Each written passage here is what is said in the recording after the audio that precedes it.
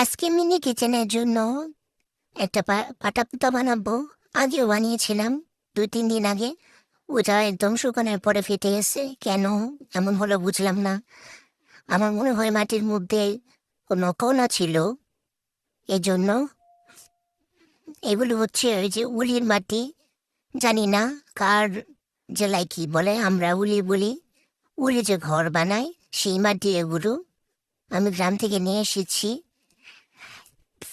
তো আমার মিনি কিচেনের জন্য ভাবলাম একটা পাটার পুতা বানাই। এটা দিয়ে যদিও কোনো কাজ করা যাবে না, শুধু সাজিয়ে রাখার জন্য আর কি। এটা বানাতে আরো অনেক টাইম লেগেছে, কিন্তু আপনাদের দেখার সুবিধার্থে আমি কেটে কেটে নিয়েছি।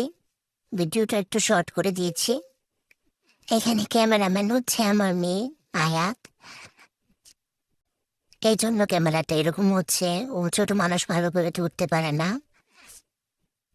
আমি এখনো ট্রাইপড কিনিনি, অর্ডার দিয়েছি, কিন্তু আস্তে আস্তে নাকি ঈদের পর।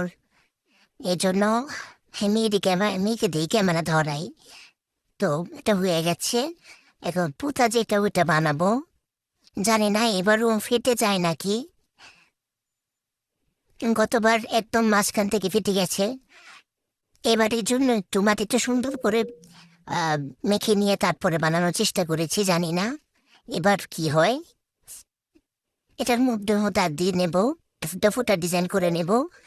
পরে শুকানোর পর ভেবেছি যে রং করে নেব। তোমরা দেখে বললো কেমন হয়েছে জিনিসটা।